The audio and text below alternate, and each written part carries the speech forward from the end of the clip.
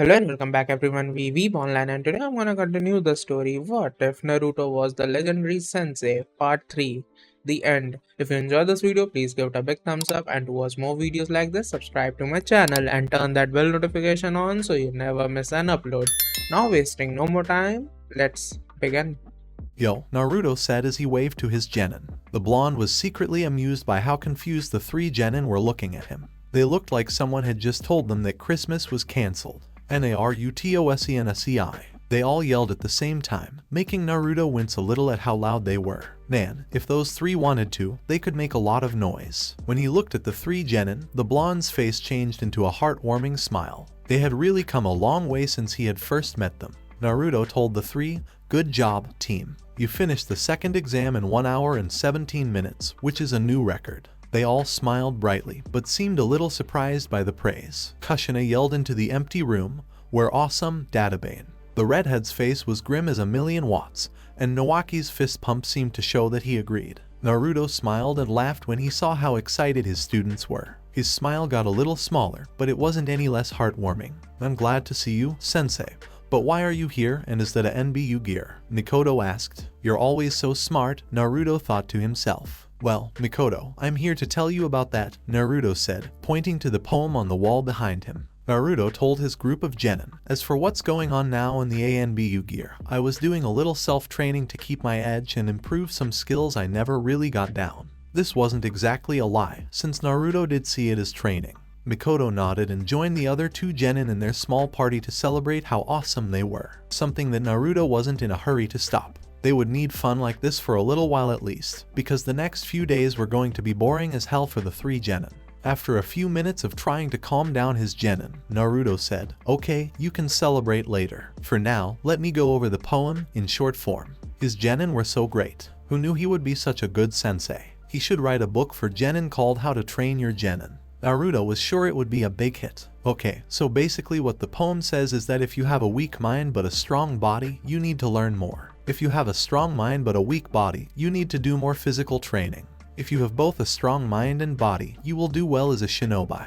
Naruto finished, getting a nod from the genin. "Now, I'm guessing you all want to know what happens next, right?" Naruto asked, and all three of his students nodded. Naruto told his genin team, "Okay, the other half pints still have 5 days to get to the tower, but you're stuck here. You can't leave because they're going to need you once everyone's inside." The genin team groaned as expected, but the blonde's smile grew. "Also, you can't train while you're inside the tower," the blonde went on, giving Mikoto, Kushina, and Nawaki suspicious looks. "Don't give me that," Naruto yelled back. "If we have to do preliminary rounds, you'll need to be in top shape. There's no point in coming all the way here only to have to give up because you hurt yourself training before they announce preliminary rounds." The shocked looks on his genin's faces were replaced with understanding. "Other than that, my fine midgets, just hang tight and try to have some fun while you're here. I dropped off my TV in the hard drive in your room, so if nothing else you can watch some movies. I'll be sticking around the tower as well, so if you want to talk or something then just come and find me. On that note, I'm in the room directly across from you."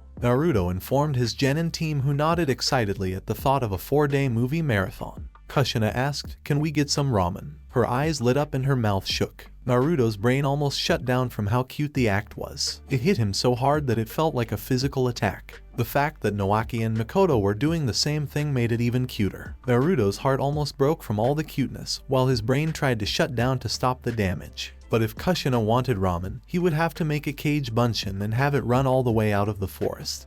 Pick up the ramen, seal it in a storage scroll, and bring it back. Even if it was a cage bunshin, that was a lot of work for an ordinary jonin, which Naruto was trying to be, though he was failing horribly at it. Considering what he had done so far, though, it was probably too late for anyone to ever believe he was a normal jonin. He had to be strong, though. He was Naruto from Uzumaki, a god of war who lives, first person to learn to control the Kyuubi's chakra. "Badass in every way." "Of course we can," Naruto said. After seeing those faces for less than 20 seconds, his resistance fell apart like a house of cards, and this made Kushina, Mikoto, and Nawaki cheer. They both liked the food of the gods. If you were friends with Uzumaki Kushina or Uzumakis in general, you couldn't help but get a huge craving for the delicious noodles and broth. Naruto told the genin, "Alright, let me show you where you'll be staying." He then grabbed Mikoto and Nawaki by the shoulders. Kushina grabbed Naruto's waist right away because she had seen this happen many times before. The three of them disappeared in a lightning and fire shunshin,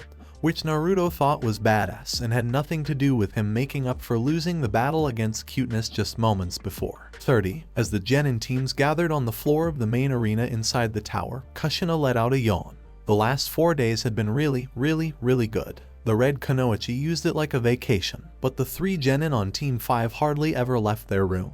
Naruto was usually with them when they did things like watch movies or play cards. Mikoto and Kushina used him as a human hug pillow a few times when they were watching a movie late at night and fell asleep on top of him. They no longer screamed in fear when they woke up on the blonde's chest, which is a good thing because that would have made a lot of mornings terrible. The redhead looked around and slowly counted how many teams were still in the game. Altogether, there were 21 Genin, which was too many for the last round. Naruto Sensei had been right, it looked like there would be a first round, you cocky jerk. Still, some of those teams didn't get in until today or late last night, so it was possible that they would drop out. Since Fugaku's team didn't get there until early that morning, Kushina hoped that when the time came, they would drop out. Even though she didn't like Fugaku, she didn't think he would drop out. He was too good. All of the teams were lined up. All 4 Konoha teams were there, and it looked like Iwa, Kiri, and Kumo all had teams in this round. There were senseis in front of them, and Naruto's shirt and pants still looked rumpled from sleeping on the floor the night before. Not that he was the only one in that way. Mikoto and her clothes were also ruffled, and Nowaki's clothes didn't look much better even though he slept on the couch instead of the floor. The Sandaime Hokage stood in front of the other Jonin and looked over the crowd of Genin. Kushina couldn't quite put her finger on what was in the old man's eyes, but she thought it might be sadness. Before speaking, the Hokage seemed to think for a moment about what words to use. First of all, congratulations to all of you for passing the second part of the Chunin exams, the man said in a serious tone,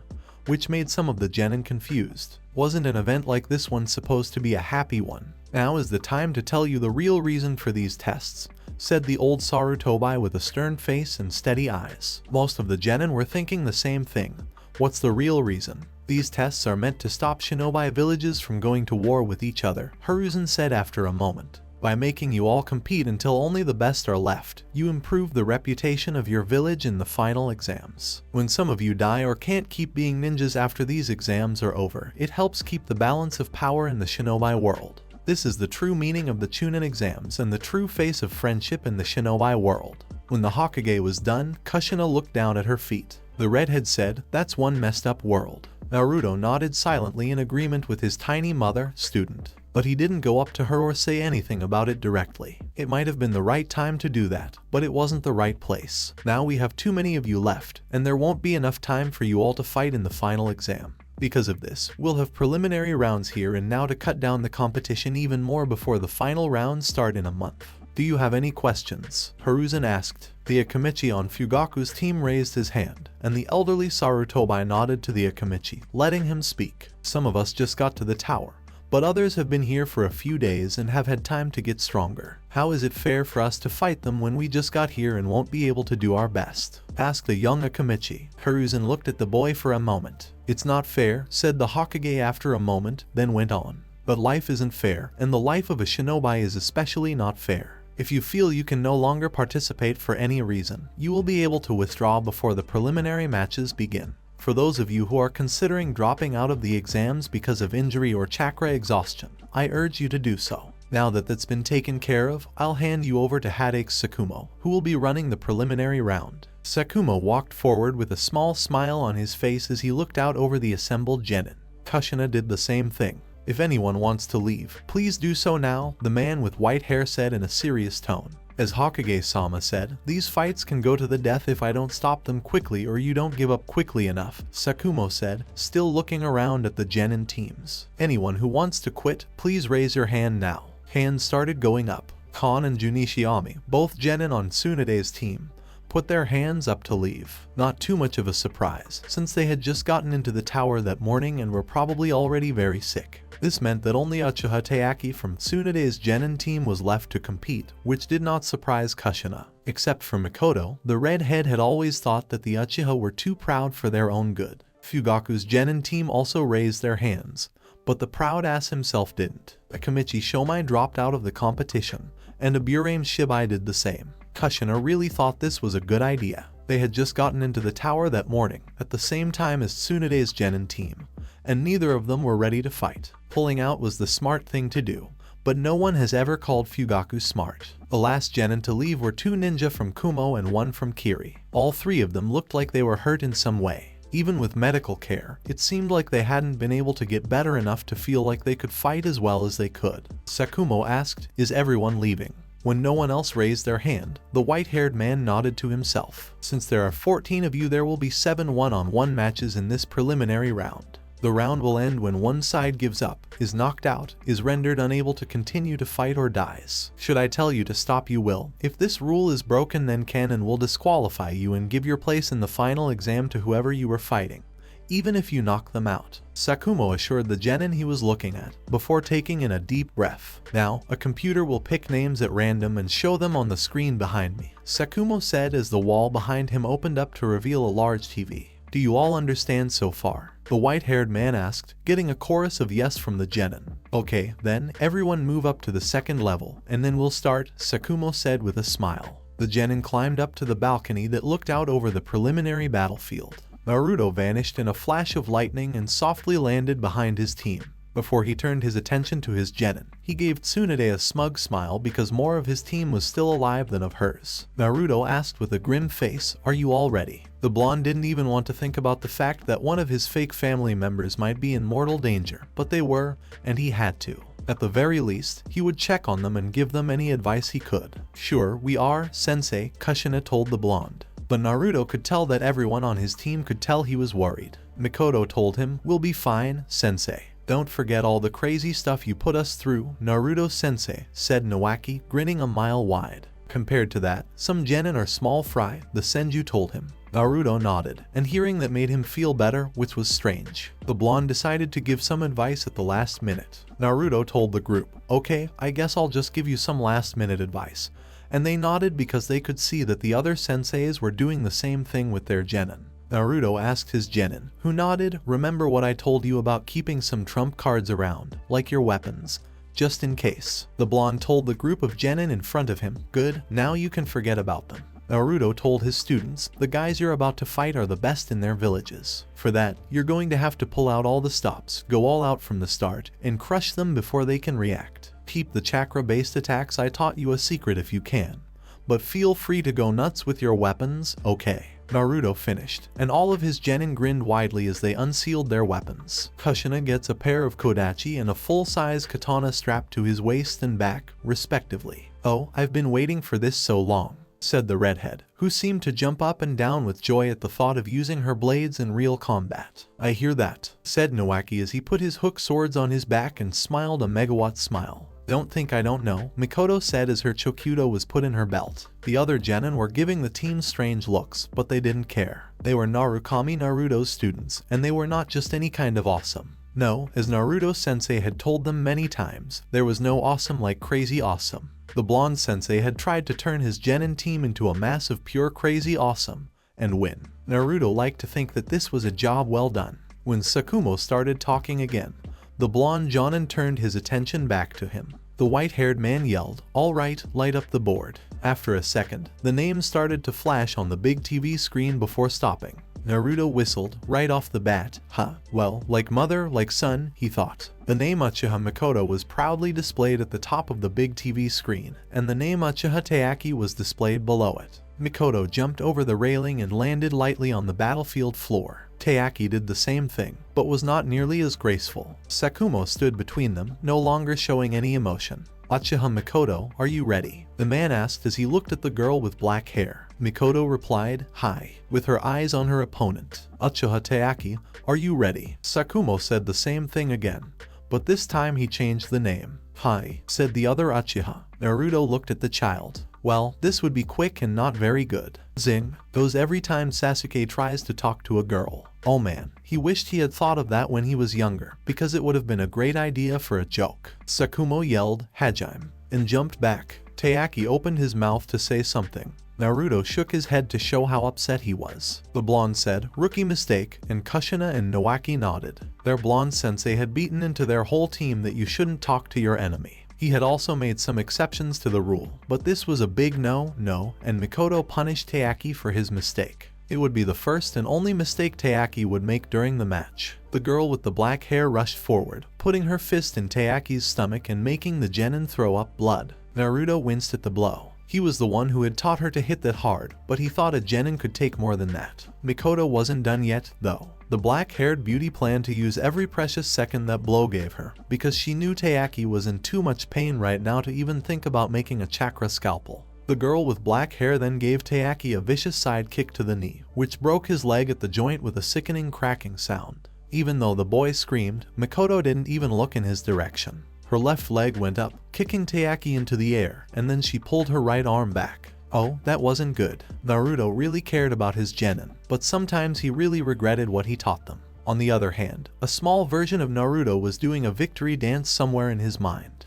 Mikoto's right hand became filled with chakra. This wasn't like Tsunode's super strength, though. Taeyaki's almost unconscious body fell to the ground, and Mikoto's hand came out and hit the teen in the middle. Mikoto yelled Tessho as her palm hit Taeyaki's body. For a second, nothing happened, but then blood poured out of the younger Uchiha's mouth like a river, and he fell over in a dead faint. Tessho, or Iron Palm, was a simple technique. It used the chakra in the user's hand to create a shockwave that went through the opponent's body and hurt their organs. The main problem with the attack was that if the opponent was skilled enough to channel chakra to their body and organs subconsciously, it would make the strike almost useless. Still, looking at how Taeyaki looked now, it was clear that he had no idea how to do that. Sakumo raised his hand to show that the match was over and yelled, "Winner, Uchiha Mikoto." Naruto and the other people on his team cheered for Mikoto when she won. Even though the other senseis were giving him strange looks, he knew what they were going to ask. How could Mikoto move like that? It was a time of peace, and it was unlikely that any genin could be that good at fighting unless their sensei pushed them so hard that it was unimaginable.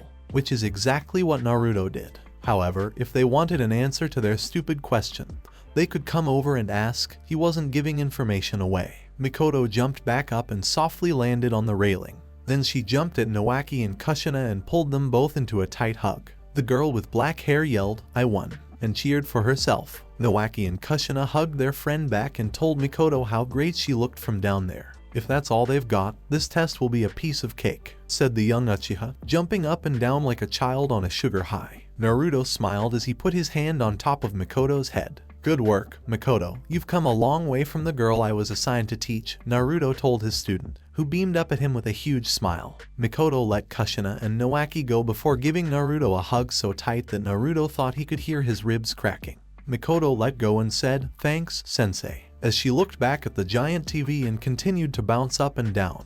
The names on the board went by quickly, then stopped all at once. Naruto's blood ran cold. Sakumo walked to the middle of the battleground and raised his arm. "Would Hyuga Hayashi and Hoshigaki Kasama please come down?" Naruto's eyes went to the genin from the Kiri team. Kasama's skin wasn't blue yet, but his teeth were already filed to points, and it was clear from his eyes that he already loved killing. Even though this Kasama wasn't his Kasama, Naruto clenched his teeth. If the boy became too dangerous, Naruto would find a way to kill him quietly and get rid of his body. The two genin fought each other. Naruto didn't try to fool himself because the battle was already over and Kasama had won. Yes, Hayashi was a good ninja. In fact, he was a very good ninja, but even at this age, the boy who would become known as the Kirigakure no Kaijin and the Oomatenai Bidge was better. Even though Naruto doubted that anyone other than himself thought Kasama had a chance of winning, Kasama's sensei did. From the way the man smiled, it looked like he knew exactly what was going to happen to Hayashi, and it was going to hurt. "Hyuga Hayashi, are you ready?" Sakumo asked. The white-eyed teen nodded in an arrogant way. "Hoshigaki Kasama, are you ready?" the Kiri ninja asked. Kasama gave him a mean smile as he pulled the katana from his back. "Hajime!" Sakumo yelled and jumped back, and Kasama charged forward right away. Even though Naruto noticed that the future Kirigakure no Kaijin didn't rush in too fast and risk getting hit by a Juken. Naruto grimaced as the katana was drawn out, its silver blade shining in the light as it sped toward Hayashi's neck. It looked like Kasama was trying to kill right away. As he turned on his Byakugan, the future leader of the Hyuga clan leaned back and let the blade pass by him without harm. But even though the Byakugan gave its user better eyesight than most, it also had a major weakness. Naruto had to admit that the weakness was more a result of the user than a flaw in the Daojutsu itself. The Byakugan user's pride was their downfall. Being able to see everything in almost every direction and use chakra was a powerful ability, but it made most Hyuga dangerously overconfident. The Hyuga also often forgot that, unlike the Sharingan, the Byakugan couldn't track fast-moving things, so it didn't surprise Naruto when Kasama gave Hayashi a follow-up kick that knocked him over and made blood come out of the clan heir's mouth. Naruto couldn't help but grimace. It looked like Kasama already had some of his monster-like strength at such a young age. Hayashi jumped back, righted himself, and then hit his opponent with a series of Juken strikes. If possible, Kasama's smile grew. As the Kirigakure Genin attacked with his katana, Hayashi moved away again. Then Kasama did something that not even Naruto was expecting.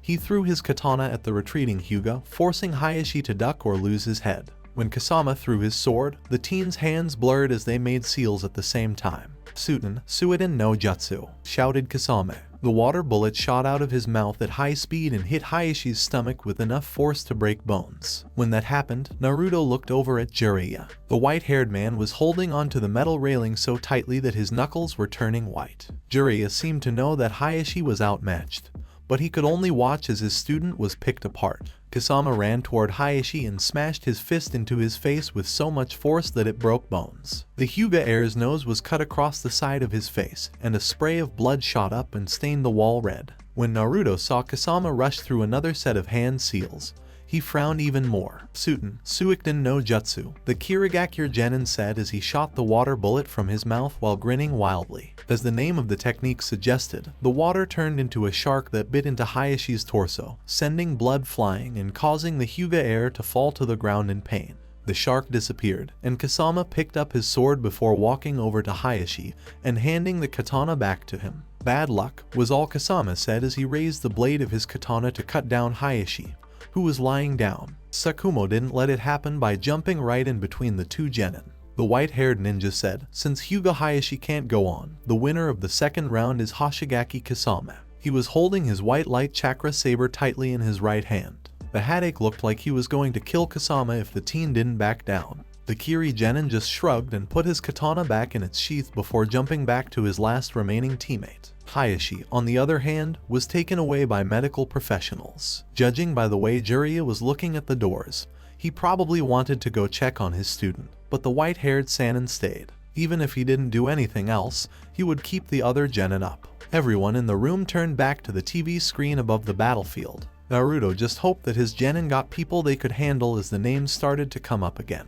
If the blonde was honest with himself, he knew that Kushina, Mikoto, and Noaki could probably beat any genin in the room if they went all out and didn't get hurt too badly. Still, Naruto hoped that they would be easy to beat. Naruto didn't want another surprise like Hoshigaki Kasama being here, partly so that they were sure to make it to the finals and partly so that he could find out more about the other finalists. When the board stopped moving, Naruto wanted to say something bad. Even though none of his students had been chosen to go in, he knew one of the names on that board. Sakumo asked Darui of Kumo and Kaido of Iwa to come down to the arena while Naruto continued to curse in his head. The blonde didn't know who Kaido was. From what he looked like now, he was a teen with brown hair who was dressed like any other Iwa ninja. However, while Naruto didn't know who Kaido was, the blonde did know who Darui was. It was hard to forget seeing a man control black lightning. The Sandaime Reikage himself had taught the man that little trick, so it was hard to forget. If this version of Darui is the same as the one in his home dimension, then these Chunin exams just got a lot harder, as if Kasama wasn't enough. Kaido jumped over the platform's railing and landed on the ground with a cocky smile on his face. The genin didn't know jack about controlling nature, because if he did, Kaido would have a lot to worry about. Because Raiten techniques are always better than Daten techniques, unless Kaido wasn't a Daten user, which Naruto admitted wasn't impossible.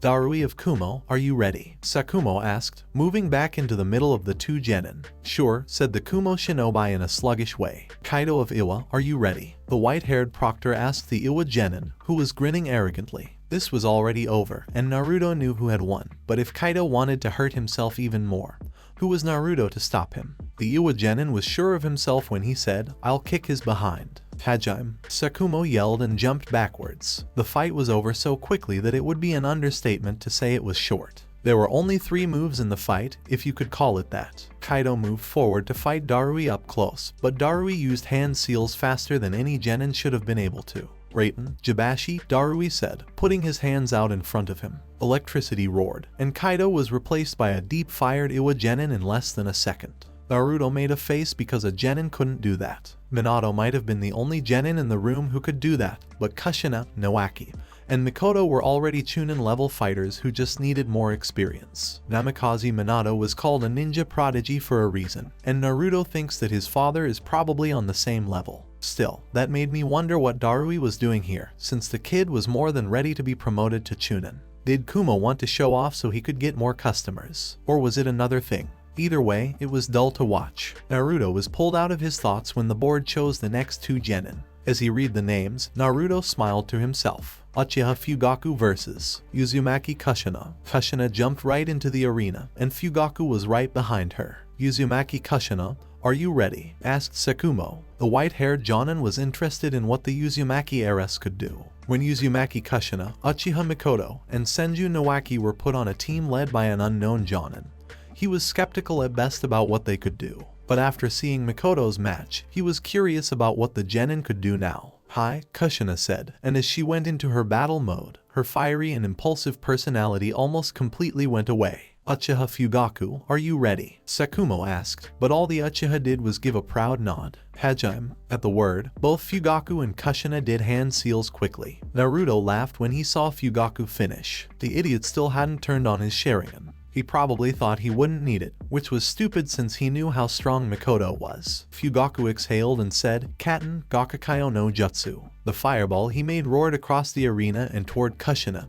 who only smiled. Suten Mizurappa, replied the redhead, and steam covered the battlefield below, making it impossible for anyone to see what was going on. Naruto, Mikoto, and Nawaki just closed their eyes and listened. When he talked about assassination, the blonde taught everyone on Team 5 how to kill quietly, or at least how to do it in a basic way. They aren't as good at it as he is, but the technique should be enough. Through the smoke, Naruto could hear feet moving and grunts of pain as a kunai cut into flesh. Oh, it seemed like Kashi-chan was in a sadistic mood today. Naruto's eyebrows went up when he saw that Kushina had stopped moving. A second later, when the redhead's voice rang out over the battlefield below, he got the answer to his question. Kirigakure no Jutsu. The red-haired man's voice echoed from the mist as it grew thicker. Naruto smiled when he saw Jiraiya's shocked look. He wasn't surprised that the man with white hair was looking at him that way. The Kirigakure no Jutsu was one of Kiri's most important and well-kept secrets. Jiraiya knew Kushina wouldn't have learned it on her own, so he probably thought Naruto had taught her, which was true. But what the Sannin really wanted to know was how Naruto got his hands on the jutsu, and Naruto was happy to keep that a secret. Still using Suten Mizurappa to counter the fireball, then using the leftover water to fuel the Kirigakure no Jutsu was a great idea. Naruto would have to praise Kushina when she won, the redhead's voice said again. Lungs, liver, heart, cervical vein, kidneys, brain stem, femoral artery, windpipe. Uzumaki Kushina's voice echoed through the fog. Kushina finished by saying, "Tell me, Fugaku, how would you like to die?" She added a bit of killing intent for good measure. This time, Tsunade was the one who looked at Naruto with surprise, but Naruto wasn't surprised that she did. Most people expected a Chunin-level ninja to fight like this, not a Genin. Kushina jumped straight up and landed softly on the ceiling, looking down as she flipped through and sealed and closed her eyes. The mist started to move away. The redhead took a deep breath. Futon Daidappa. Kushina yelled as she let out a breath. Naruto silently clapped for his tiny mother. That was a great plan. First, she took away Fugaku's sight. Then, she put him on guard and shook him up by asking, "How do you want to die?" Answer. Then, when he was worried and probably looking everywhere in that fog to find her, she got away and attacked him from above, where even some ninjas sometimes forget to look. Almost instantly, the wind blew away the mist and slammed Fugaku into the floor hard enough to break his ribs. The Uchiha's eyes were wide. Naruto couldn't help but laugh because the poor fool didn't know what was going on. Kushina pushed off the roof hard and kicked Fugaku in the head, breaking his nose and knocking him out cold. She then jumped back up to her team on the balcony. After a second, Sakumo said, "Winner, Kushina." The redhead waited about a second after that to grab Mikoto and Nawaki in a huge hug, and if the way they were turning blue was any indication, Kushina was cutting off their air supply and circulation with that hold. Damn. That choke was well done. He might want to teach Kushina some more moves like that. When the redhead let go of the two, Naruto tightened the muscles in his stomach and sent his chakra through them. As Kushina did what Mikoto did and gave the blonde a tight hug, Naruto was sure that it was only because of his chakra support that his student didn't break a few ribs. Kushina kept saying, "I won, I won, I won, I won," as she let go of her sensei and did a happy dance. Naruto just laughed until he saw Kushina take a deep breath. Naruto's whole body went fuzzy, and Mikoto and Nawaki heard Kushina yell just as they put earplugs in their ears. "I am fucking awesome. TTUBANIA." When Kushina finished saying this, her face turned so red that it made her hair look pale. Man, that was hilarious. Naruto was trying so hard not to laugh that he thought he might have hurt a rib or 5. The blonde put his hand on top of his tiny mother's head and ruffled her red hair as a sign of affection. That was a great plan, Kushina, Naruto told his student, and the red-headed girl gave him a huge smile. When the blonde was done, Kushina gave him another hug, and Naruto just kept smiling and ruffled her hair some more. As Naruto's hand ruffled her hair again, the redhead thought, warm. The Uzumaki heiress broke the hug and stepped back to look at the huge TV screen. Naruto took his hand away and looked at the names flashing up on the screen. When it stopped, Naruto had a strange feeling that he had seen those names before. The names in Yuzukatsume versus Namikaze Minto are easy to read. Well, what did you expect? A son is just like his father. Or did father and son act the same? Because, from Naruto's point of view, his fight with Kiba happened first, but he was in a different dimension and a different time. So oh well. He suddenly remembered why he had stopped thinking about problems like that. Minato and Tsume looked at each other with blank faces. Naruto gave Jiraiya a quick glance. The man already knew who would win.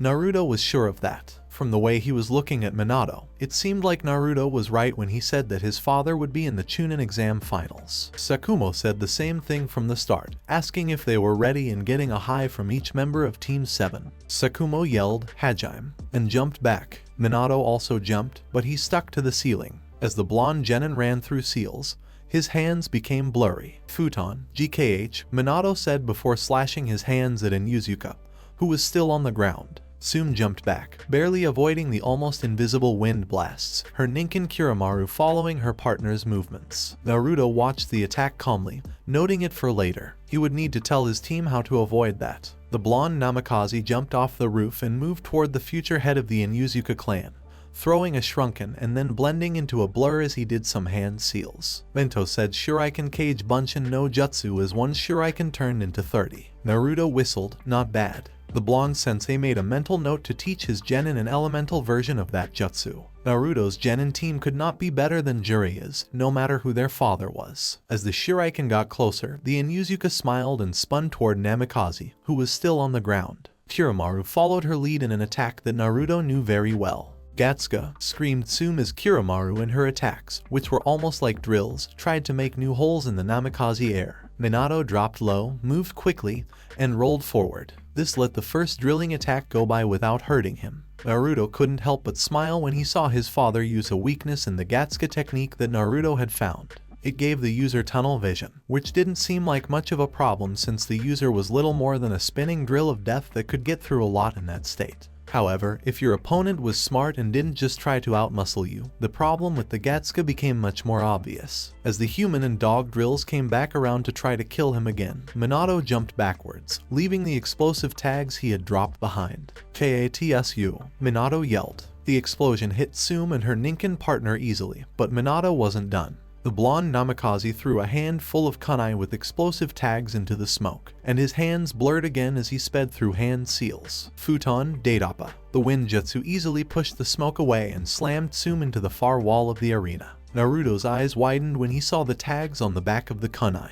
They weren't normal explosive tags. The younger version of his father made a half-tiger seal with his hand and opened his mouth to set off the explosive tags around Tsume and Kiramaru, which ended the fight. Naruto moved quickly. The blonde made 2 Kage Bunshin without making a sound, and he told them to grab Mikoto and Nawaki while he grabbed Kushina and turned them away from the battlefield. Naruto yelled, "Close your eyes," as he covered the genin's ears and wrapped a little chakra around his own to stop what he knew would happen otherwise. The fact that the genin closed their eyes without question when Minato finished his attack showed how much they trusted their sensei. Katsu. The flashbang tags went off. A normal shinobi would be knocked out for a minute or two by a flashbang tag, But if Inuzuka hadn't been ready, the fight would have been over. As helpful as having heightened senses could be, they could also be a real pain. Naruto let his genin go when Sakumo stopped the fight, and Tsume and Kiramaru were taken to the medical bay to be checked for any lasting injuries. When Kitsuchi of Iwa vs. Itten was said, Naruto yawned. One of the Iwa ninja cursed when he saw the pair, then looked down at the proctor. Proctor-san, Itten of Iwa, wish to forfeit the match. The blonde's eyes narrowed. Itten didn't back out when the genin were asked if they wanted to back out, so why was he doing it now? Naruto could only think of two reasons. The first was that Kitsuchi was related to someone important in Iwa, someone so important that Itten didn't want to risk hurting him for some reason or another. The second, and much more likely, reason was that Itten knew he didn't have a chance against Kitsuchi, so he decided to quit and spare himself a beating. Naruto made a mental note to teach his team how to deal with Daten Jutsu, because if the second reason was true, they would need to know how to do it. Sakumo looked at Itten for a moment and then nodded. Very well, said the Jonin with white hair. Kitsuchi of Iwa wins by forfeit, Sakumo said before turning to the last two. Sakumo asked Senju Nowaki and Takuji of Kirigakure to come to the arena. Naruto put his hand on Nowaki's shoulder. Naruto said simply, crush him. The Senju heir's face turned grim as Nowaki nodded and jumped into the arena. Even though Naruto liked Nowaki a lot, he liked to show off when he was fighting an easy opponent. Nowaki couldn't afford to show off right now. There was just too much chance that it would go wrong right now. Even if he hadn't said anything, Naruto would have thought that Nowaki wouldn't have played around, but the blonde just had to make sure. The Senju jumped over the railing and landed softly on the ground. Akiri Genin took the spot across from Nowaki. The Senju's blank face was starting to scare Tsunade, who had never seen him like that before. Hajime, Sakumo shouted as he jumped back. Naruto smiled as the Kiri Genin jumped forward to do Taijutsu with Nowaki. This was already over. Takuji threw his right arm forward in a sloppy cross punch, and Nowaki made him pay for it. The Senju's arms wrapped around the offending limb and bent it back. Nowaki turned violently, breaking the arm at the shoulder. Takuji let out a scream, but the Senju heir didn't pay any attention to it. The Kiri Genin's leg was broken at the knee by a side kick from Nowaki's left foot. Nowaki turned again and put Takuji on his knee with his back down. The Senju brought his elbow down on the Kiri Genin's sternum. There was a wet snapping sound as Nowaki's elbow broke Takuji's ribs, and the Senju threw the Kiri Genin to the ground. W winner Nowaki, Sakumo said after a second. Most of the people in the crowd were bone white because this was the first fight where one side was so much stronger than the other. It looked like Nowaki's show had just shown them what could happen. Those moves aren't Senju Taijutsu style. There are less violent ways to deal with a weaker opponent. Where did Nowaki learn that style? Tsunade asked herself. Naruto heard her question because he has a better sense of hearing. Tsunade would eventually find out that he had taught his Genin team at least some of his Taijutsu style. And when she did, the slug Sannin would learn something else about his Taijutsu style. That is, Naruto's moves started with MAME and got more and more dangerous as they went on. As the winning Genin jumped the railing, Sakumo held out a small box and said, "Everyone, please come down here." The white-haired Jonin told the group of Genin, "Okay, each of you needs to pick a number from the box, and that's how you'll be matched up with your opponent." He then gave each Genin a box. "Okay, so who's got what?" Kushina answered cheerfully, 5, and she jumped up and down. Mikoto said, 1 after a second. 3, said Nowaki, wondering who he was going to fight. 4, Kisame said to the room. He then smiled meanly at Nowaki, but the Senju just gave him a flat look. Kitsuchi answered 2 without much interest. 6, Minato said, looking at Kushina with a face that was hard to read. 7, said Darui in a dull voice. Sakumo smiled and nodded at the Genin. The white-haired Jonin told the room, "Okay, then the matchups will be as follows. The first match will be between Uchiha Mikoto and Kitsuchi of Iwa. The second will be Senju Nowaki vs. Hoshigaki Kasama, then Uzumaki Kushina vs. Namikaze Minato. Darui of Kuma will be given a bye into the semi-finals because there are an odd number of participants. Alrighty then, the final exams start in a month, so train as much as you can," Sakumo said before taking one last look around the room. "Any questions?" he asked, and when the Genin shook their heads, the exam proctor with white hair nodded. "Okay, I'll see you all in a month. Please follow your senseis, as they know how to get out of here." Naruto pointed to his Genin team and walked out of the room before they could stop him. He didn't feel like answering questions right then. As soon as they were out of sight of the other teams, Naruto put his hands on Nawaki's and Mikoto's shoulders while Kushina hugged him around the waist. Before the three of them disappeared in a shunshin, Naruto added seals to the middle of his genins' backs, where they were unlikely to see them. The seals told him two things. First, what kind of shape the holder was in, and second, where the holder was. Naruto was a little bit worried because Hoshigaki Kasama and Darui were here. 30. As the blonde Jonin stumbled into his apartment, he yawned to himself. After Naruto got back from the forest and sent his genin back to their homes, he had to tell the old monkey about Root. Hiruzen was worried when he found out how many Root agents were in the forest. But the old man was smart and told Naruto that he had already started making plans to keep Danzo away. The Uzumaki was upset that he couldn't just cut the man in half with his blade, but it was better than nothing. Naruto's arms went up to the sky as he stretched. Oh, Kami, he was so tired. He was really tired after that meeting, so he took a shower and then went to bed. He sent a pulse through the master seal on his left bicep. Nawaki was a little sore, but other than that, he was fine and had no emotional problems. It looked like his cute little genin was in the Senju compound, probably being questioned by Tsunade about where he learned his new taijutsu style. Naruto accepted that the blonde doctor would come over and scold him. Oh well, a clone could always do that, he thought. As for Mikoto, it looked like she wasn't hurt and was having a good time. At least, she seemed happy. As for where she was probably at the Golden Leaf restaurant. Her family probably took her there to celebrate the fact that she had made it to the finals of the Chunin exams. Naruto's blood ran cold. Kushina wasn't in the village. She was already outside of it and getting farther away.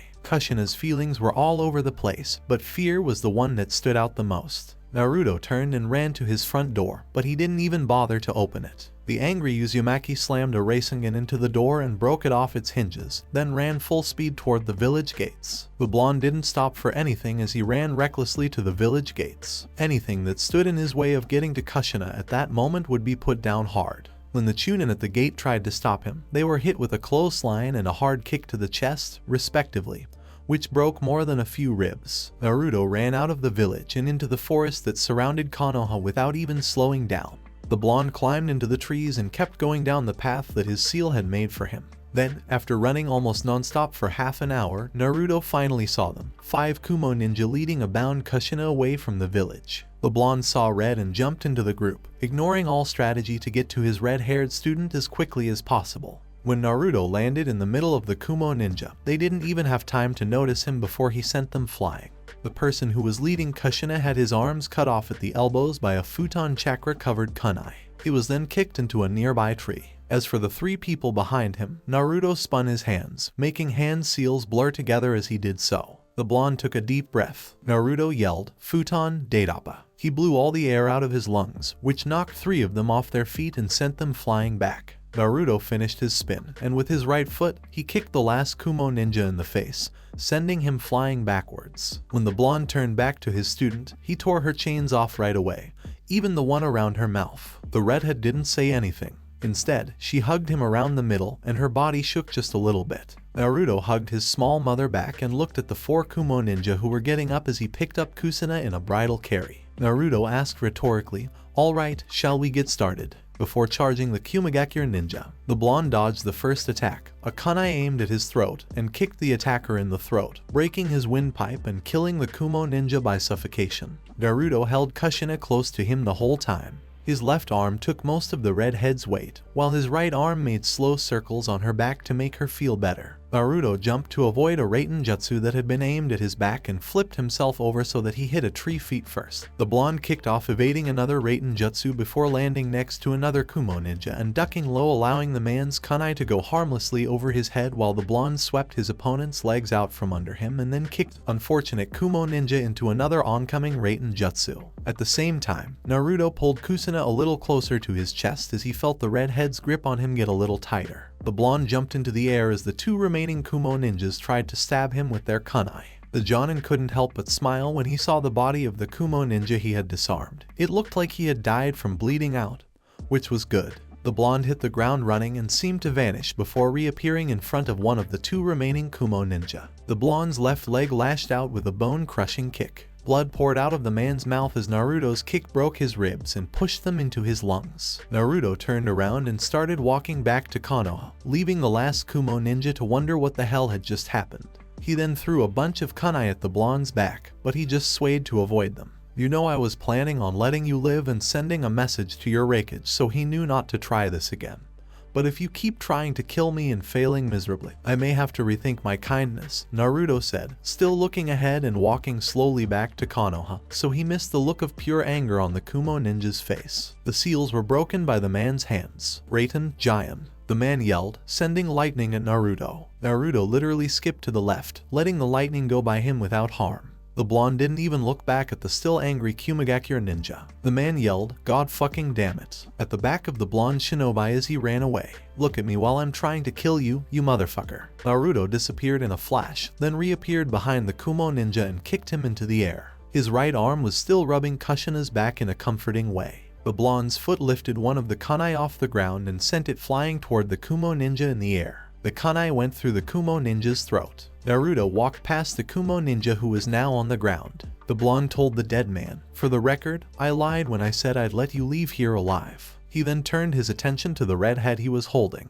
Are you okay, Kushina? Naruto asked as he looked down at the redhead he was still holding in a bridal carry. The Uzumaki heiress gave a small nod and then looked at the ground. I'm fine, Sensei. They didn't do anything to me, but I couldn't do anything to them. Kushina yelled after a second. Her tone was a mix of anger and shame. We trained so hard and for so long, and I couldn't do a goddamn thing against them. The redhead was furious, but Naruto's right hand just kept rubbing her back in a soothing way. When they caught me, I tried to leave a trail of my hair for a rescue team to follow, but they stopped me because my hair is so different. My hair doesn't do anything but make me an outcast, Kushina said after a moment. Naruto leaned forward, took his right arm off Kushina's back, and flicked his red-haired student on the nose. Uzumaki Genin in his arms gave him a look that was almost awestruck. After a second, Naruto asked, and what exactly did you think you could do against them? You're a Genin, Kushina. You have the skills of an upper-level Chunin if you go all out. But against 5 Jonin-level ninja, what did you expect? Naruto said sternly to the red-haired boy in his arms. Kushina looked at him for a second. Before he nodded, Naruto smiled back. The blonde Jonin jumped up into one of the trees around them and quickly made his way to the top. Oh, and by the way, Naruto said as he jumped into the air and aimed for another tree. For the first time that night, the full moon came out from behind the clouds, bathing the two of them in a light that seemed almost ethereal. Naruto told the genin with the red head in his arms, I think your hair is beautiful. He was smiling at the genin because he was holding the red head. But after Naruto said that, Kushina moved closer to him, which Naruto was sure of. The blonde shinobi pushed himself off of another branch, still holding Kushina in his arms to protect her. Naruto was going a lot slower on his way back to Konoha than when he left the hidden village to find Kushina. Part of the reason was that Naruto knew he was going to be dragged in front of Sarutobi at the very least and forced to explain his actions. The blonde hated boring meetings like that and was trying to put it off as long as possible. The other reason it took Naruto so long to get back was that what he had just done hit him all at once, and the blonde shinobi was freaking out. Oh, sh. Oh, crap, you motherfucker. Those words were going through the mind of Team 5 Sensei at the time, which should tell you enough about how he was feeling. Oh, fuck me, Kushina was saved by dad the last time. Oh crap, did I just mess up the timeline or dimension even more than I already had? Have I made a world without me in it? Oh crap. Naruto's thoughts kept going back to the same idea. Had he messed up the timeline so badly that he stopped himself from being born in another dimension? Did he just ruin the chance for this world to have a child of prophecy? Oh crap, this was bad. What was he going to do?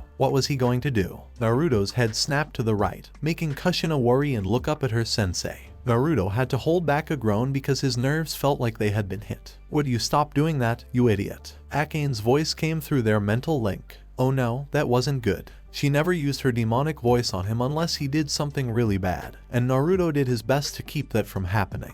The demoness could beat him up in a way that would be hard for anyone else to do. Then Naruto realized that Akane was talking to him, which must have meant, yes, you complete idiot, the job is done. Did you expect me to do anything else? The redhead asked with a hint of tension in her voice. Naruto jumped quickly to reassure the demon inside him that he didn't expect anything less from her. He really didn't want to get beat up again. Naruto told the demoness, of course not, Akane-chan. I know you always do good work. The demoness laughed at him, but since the redhead didn't press the matter further, Naruto was off the hook, at least for now. Naruto thought to himself, that was a close call. He was careful to keep his thoughts from the demoness. At any rate, Akane told her partner, Naruto, to stop being such a spoiled brat. The redhead's voice was a strange mix of irritation and affection. Akane said, "There's nothing to worry about." "What the hell do you mean I have nothing to worry about?" Naruto shouted back in his mind. "I might have just messed up my whole life. What happens if I don't exist anymore, Akane? If there's no younger me here, does that mean I'll die because I won't be born?"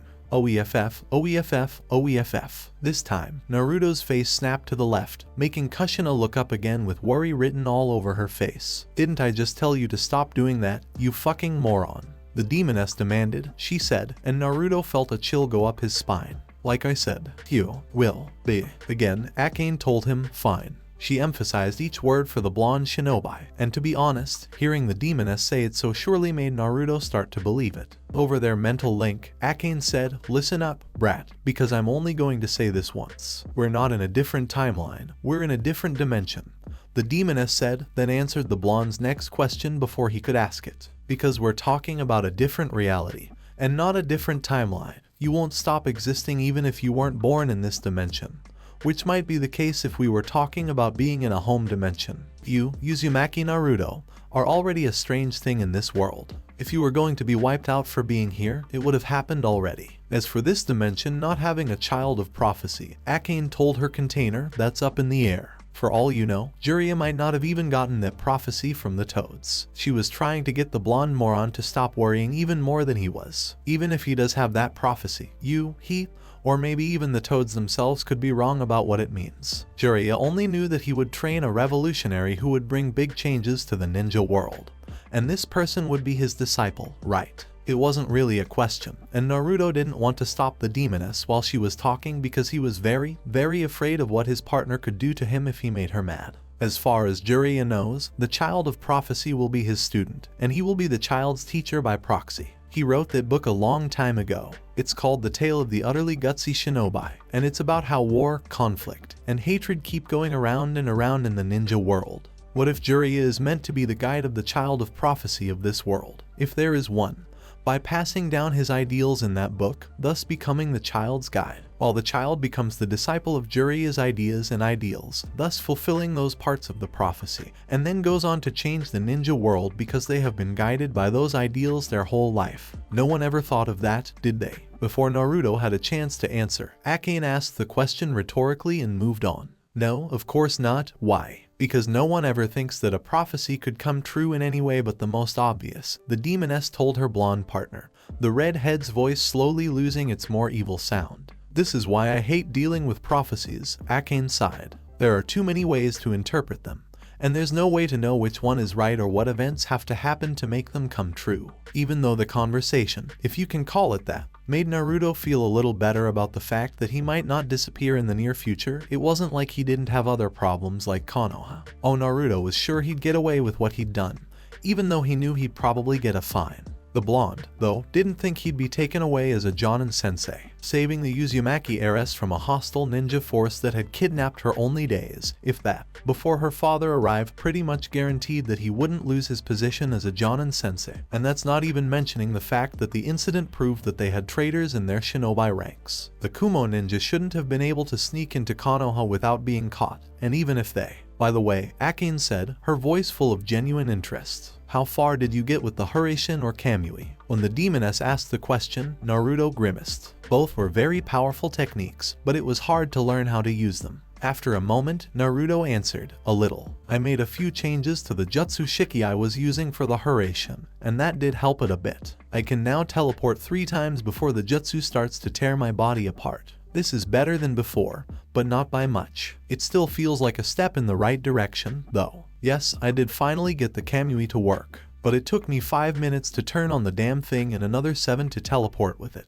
Even then, I could only move 1.5 meters, so right now neither of them can be used in battle." Naruto told the redhead sealed inside his body, but she didn't answer right away. "Did you try putting them together?" When Akane asked why, Naruto grunted, yes. He was careful to keep his voice low because Kushina seemed to be sleeping. After a second, Naruto agreed, "Yeah, that was a success. If I mix the 2 jutsus together, I can avoid the damage that the Huraishin does to my body. But it takes 15 minutes to do so before I can use it to teleport. So the use in battle is still a big fat 0. But as I said before, it's a step in the right direction. Naruto could feel Akane nod inside of him. I get it, Rinnegan. When the Vixen asked, "Are you?" Naruto shook his head no. No, I haven't had time to do that in a while. I can't try Shinra Tensei near the village, and if I lose control with Banshu Tenin, well, I don't even want to think about it. As for the other paths, I haven't really used Shurad, Jigokud, Gakid, or Jed. The same goes for Ninjendo. I can't use Chikushd anywhere a Konoha shinobi might see me. The last thing I need is for someone to report me summoning an animal with strange eyes, describe it to Jiji, and have Jiraiya figure out that I have the Rinnegan. That would be a whole other can of worms, and the Uchiha will be hard enough to deal with when I have to use the Shringan in battle. They couldn't even use too many Kage Bunshin in case someone figured out who was making them all and figured out that Naruto had the chakra reserves of a Jinchuriki, which was something neither of them wanted to talk about until they were ready. The plan was coming together. Akane had just finished a part of it, but there was still more to do. I see what you mean, the demoness said, thinking about the problem. There's nothing we can do about that right now, Akane told her partner. But maybe during the month between the second round of the Chunin exam and the finals, we'll be able to get some Rinnegan training in.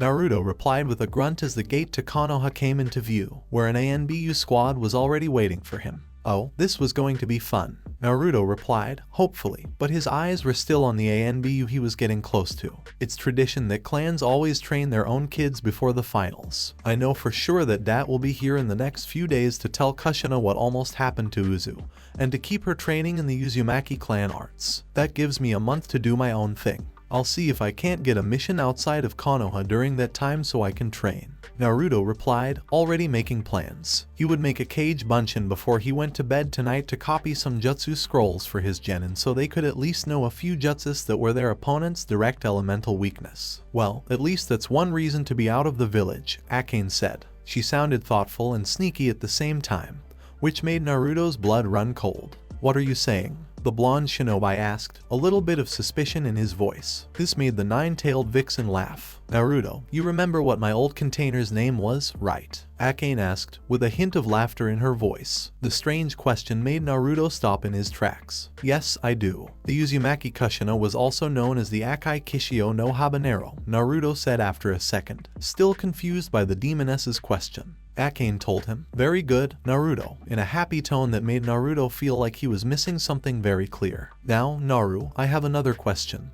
How did my old container get that name? Naruto thought about it for a moment before answering. Kids made fun of her hair, so she beat them to death, the blonde answered, not sure what the demoness was getting at but very confused by the way she was asking the question. After a second, Akane said, okay, last question, Naru. This made Naruto growl at the name the nine-tailed vixen had given him. He wasn't for, damn it. If Uzumaki Kushina did that to people who made fun of her hair, what do you think she will do to you if you don't tell her about the possibility that her home will be destroyed? The vixen asked, and Naruto's face turned as white as a sheet. Oh, sweet Kami, as soon as that showed up, he was going to get a mission outside of the village. Give his tiny mother some time to calm down before she tries to kill him. Naruto was lucky that his face had turned back to normal by the time he landed in front of the ANBU. None of them pulled out guns, but they were all nervous. Narukami Naruto, one of the masked people said in a blank way. You need to come with us to talk to the Hokage about how you hurt two Chunin level shinobi from Konohagakure. After this meeting, the Hokage will decide on your punishment. But before we leave, I need to know what you are doing with the Uzumaki heiress and why she was outside the village. The ANBU asked. Naruto looked at them in shock. They still didn't know Kushina was missing. Heads were going to roll for this. Naruto knew as a fact that the barrier team checked every hour to make sure no intruders had come into the village and that no high priority members of the village had left it without permission. And as the Jinchuriki of the Kyuubi and the heiress of the Uzumaki clan, Kushina was definitely high priority. That meant there was a traitor on the barrier team, and Naruto could only hope that the jerk was still there. A smart person would have said that no one had left, then gone home, gotten their things, and left the village before the next sweep, when someone would have found out they had been lying. I am with Uzumaki Kushina as she was kidnapped earlier tonight by 5 Jonin-level shinobi of Kumagakure. I left the village to get her back. As for harming the Chunin-level ninja, that was done in my haste to catch up to the Kumo ninja, and I will accept my punishment for my actions. Could you please lead me to the Hokage Tower now? Naruto finished, gaining a nod from the masked figure who seemed to accept his words, at least for now. Very well. The boar-masked ANBU replied before gesturing to one of his men. Please hand Uzumaki Kushina to my subordinate Bird. He will take her to the hospital for a checkup. Boar told him. Naruto closed his eyes for a second and spread his awareness out. Boar was telling the truth. Kushina would be taken to the hospital by Bird. None of the ANBU around him were with Danzo from what he could tell. Still, that didn't change the fact that there were betrayers around. Naruto said, I'm sorry, Boar, but I can't follow that order. His calm and relaxed body language showed that he didn't want to fight the ANBU, but he wasn't going to follow the order. Boar tilted his head to the side and signaled the ANBU that had started to go for their weapons to stand down. May I ask why not Narukami-san? Boar asked. So far the blonde had been cooperative, why the change? My reason is that there has to be a traitor in the barrier team for no one to know that Uzumaki Kushina had left the village. If that is the case, then I don't know where other traitors could be placed. Naruto held up his hand to the ANBU and bowed slightly. I mean no disrespect to you or those under your command, Boar, the blonde continued after a moment. But considering that a traitor could be placed in such a sensitive place as the barrier team, I have to assume that other places are not impossible. That includes the ANBU or hospital staff, either of which could be in place to kill Kushina in the event that Kumo had been unable to secure her. I have no objections to having a medic look over Kushina, but I will not let her out of my sight for now. I would still be more than happy to accompany you to the Hokage Tower, but Uzumaki Kushina will be going with me, and I would be very grateful if you could have Bird over there have a medic of his choosing come and look over Kushina in the Hokage's office. Boar thought about it for a second before nodding. If the blonde was telling the truth, and Boar had no reason to believe that he wasn't, then Naruto's fears were completely understandable. Fair enough, Narukami-san. The ANBU leader stated after a moment and placed his hand on the blonde Jonin's shoulder. Bird, please go and get a medic from the hospital to meet us at Hokage Tower, Boar commanded. Bird nodded and jumped off in the direction of the hospital. While the ANBU leader, the blonde and the red-haired genin disappeared in a puff of smoke heading towards the tower. When they arrived inside, however, the Sandaime Hokage, Sarutobi Hiruzen, was not alone. Standing next to him was a man very familiar to Naruto, a man with red hair and violet blue eyes that were cold and calculating. Armor reminiscent of the Shodaime and Nidaime Hokages covered his body while his mouth was locked into a frown. Yes, standing next to Hiruzen was Uzumaki Dat, current leader of Uzushiogakure no Sato, and perhaps even more importantly at that point in time, father of Uzumaki Kushina. Hiruzen looked at Boar for a second before dismissing him with a wave of his hand. Naruto placed Kushina down on one of the couches inside the Hokage's office. Narukami Naruto. Hiruzen stated, his voice carefully blank, though Naruto had no doubt that the man was angry with him for harming Konoha ninja even if he had a good reason. Earlier tonight you harmed a pair of Chunin-level shinobi of Konohagakure, one of which is several broken ribs and the other a concussion. What are your reasons for these actions? The Sandaime Hokage asked. Dat stayed silent, his eyes still on his daughter's unconscious form.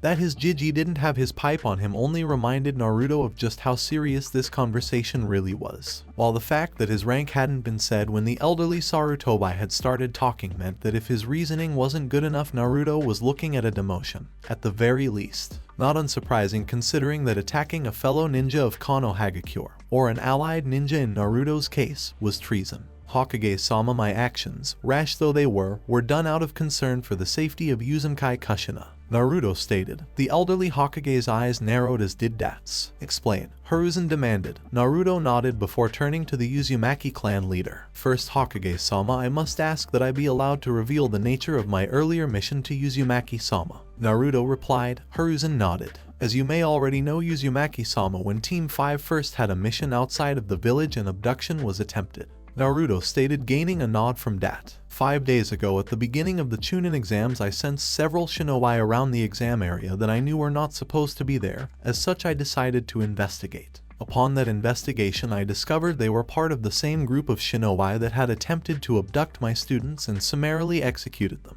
Naruto stated in the same kind of tone of someone talking about how the weather was that day. After which I had a Kage Bunshin of mine deliver the bodies of most of the shinobi to Hokage-sama along with one live sample to be interrogated, and then disposed of. Naruto continued blandly. Dat and Hiruzen's eyes narrowed at this. They knew he was young, very young, even by shinobi standards, and yet Naruto seemed to have seen enough death that it was commonplace to him. After receiving the dead shinobi and the live sample, Hokage-sama called me into his office and assigned me a mission to watch over Team 5 in order to prevent any more abduction attempts. I killed a lot of people that day, Naruto added almost as an afterthought. At any rate, when the second part of the exams had finished, I knew that I would not be able to keep an eye on all 3 of my students, so I placed a seal on each of them. Naruto continued, piquing Dat's interest. The seal allows me to sense their general direction, their distance from me, and finally something of their emotional state. After I reported to Hokage-sama and went home, I checked the seals, and while Senju Noaki and Uchiha Mikoto were fine, Uzumaki Kushina was outside of the village walls and getting further away.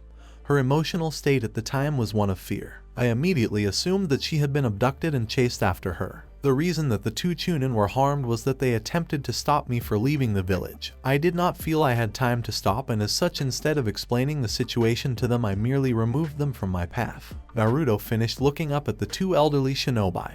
Hiruzen had a grimace on his face. Had Uzumaki Kushina been abducted? The Sandaime Hokage inquired. Yes, Naruto replied, gaining narrowed eyes and gritted teeth from the 2 men. Who dared to abduct my daughter? Dat demanded. Naruto saw no reason not to answer. He was technically an Uzu Jonin after all. The perpetrators of the abduction were 5 Jonin-level shinobi from Kumigakure no Sato, or at least that was the village whose symbol that they wore. Naruto replied. Hiruzen's stern look didn't fade at hearing these words. If anything, the man grew even more angered. What happened to the 5? The elderly Sandaime Hokage asked. They are all dead, Naruto replied, causing the older man to nod. Honestly, Hiruzen hadn't really expected anything less from the blonde Jonin. Still, it did raise an interesting question. Exactly how strong was the blonde Uzumaki Jonin? He had apparently been able to kill 5 Kumo Jonin in open battle and come out without a scratch. That was impressive no matter how you wanted to slice it. The elderly Sarutobi nodded to the younger Narukami. Very well. If Uzumaki Kushina confirms your story, then your punishment will be reduced to a fine due to extenuating circumstances. This fine will only cover the cost of medical treatment for the 2 Chunin. Sarutobi finished. Naruto nodded. He didn't mind that. Honestly speaking, Naruto was going to offer to pay for the medical treatment of the 2 anyway. May I ask where to find the bodies of the Kumo Jonin? The older man inquired. Naruto nodded in reply. I didn't seal them up and take them with me, so they should be a few kilometers outside the village, if you head north by northwest. Naruto replied. Hiruzen nodded. I could start a war over this, the old man admitted while Dat nodded next to him. I could, but I won't. Instead, I'm going to take Kumo to the cleaners financially and in terms of jutsu. Honestly, by attacking the heiress of the Uzumaki clan, I would like to start a war with Kumo, but that would start a Chin reaction and possibly start the 3rd Shinobi World War. I would like to avoid that if possible. Naruto and Dat nodded, both looking like they had just swallowed a lemon whole. A familiar-looking Anbu appeared next to Hiruzen wearing an bird mask and spoke quietly into the elderly Hokage's ear. Hiruzen nodded before turning back to the 2 guests in his office. A medic has been brought to the tower by my Anbu and is waiting in the next room to examine Kushina-chan.